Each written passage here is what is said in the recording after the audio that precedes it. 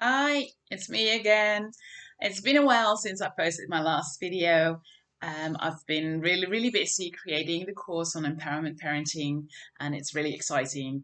Um, but yesterday, something happened that got me really stressed, excited, but stressed as well.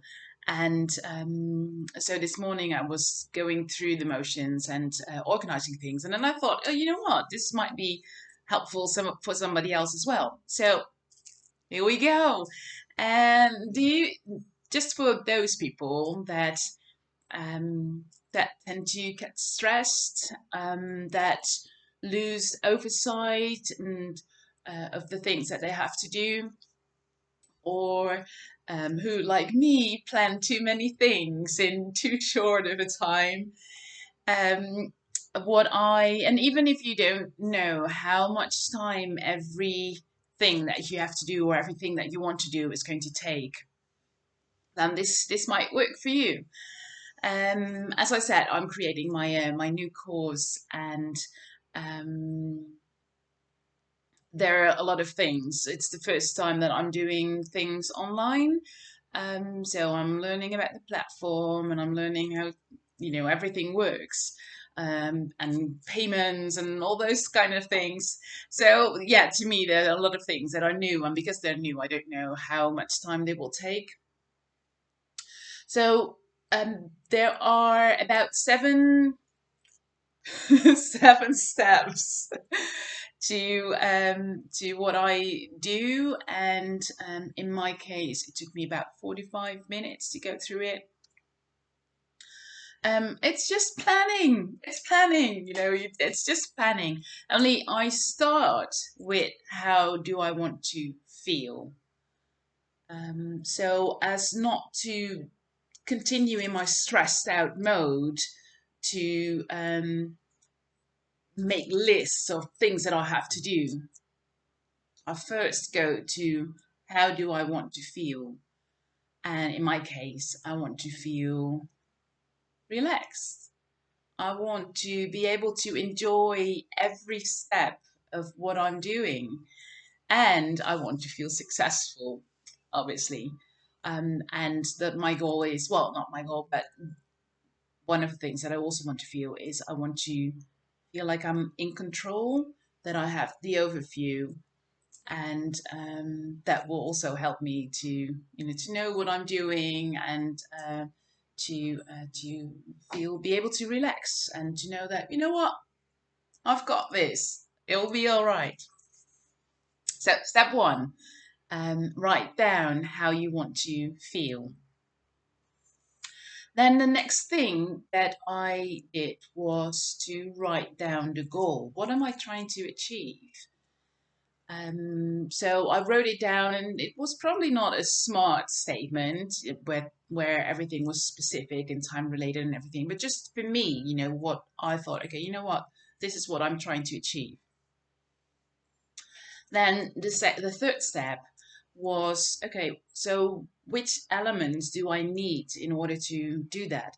That's not what are the tasks that I have to perform, but really, in my case, writing about the course. It was, okay, there's something about the participants, there's something about payments, there's something about logistics, something about the technique, the platform, and then I have this numerous other category. So the other category are all the things that I don't know that might pop up. So I just wrote them down on sorry on post-its, and I've got my whole bunch of colors. No, they're not my daughter's. They're mine. um, so I just write everything down, and I make little statements. So I chose dark blue for this one, and I made several statements, several groups. So yeah, they just turn out like this. And then I emptied the table, the dining room table, put all those in a line, and from there on I went to the next step. Got a different color, and And then I went to drill down on, okay, so when I'm looking at participants, what are the things that I think I still need to do to get participants, in my case also to get to know my participants, because I like to have that interaction, um, know who I'm talking to, and yeah, and to be able to maybe tweak my message in order for it to be received better. And I did that for every category that I wrote down in step 3. So in step 4, you go to the tasks. What are the things that you need to do? Just empty your head. Oh, one thing that I forgot to mention was that I time boxed. So I actually set the alarm of, okay, you know what? I'm just going to do that for 45 minutes, this exercise, and then I'm going to have a cup of tea, and I'll see you where I got to, because I didn't want to continue planning and working on this all through the day. So the fifth thing that I did was I chose another color, and I wrote down all the questions that I have, and I posted them with all the tasks. So it's sort of that sort of comes when you start writing down the tasks already in step 4. There are other things that you're like, yeah, but I don't know how. Make it a question. Write it down and put that question next to the next uh, to the task. So, for example, yeah, they're still here. So, let me just get one. So, what I did is I wrote down something in orange. Okay, so how does this work? And then I figured, I don't know how that will work. So I just added the question. Um, so that this is my system. So I just I attached them together. So that was step 5. And then I did a check. Okay, do I really need all of these? And there was actually one that I removed. I just crossed it out, removed it, put it on the side. And there were some items where I thought, you know what, it would be nice if I could do that, but it's not really, really necessary. So I just put some, what do you call them, arculates, I think. Just put some arculates around them, and make them like a nice to have.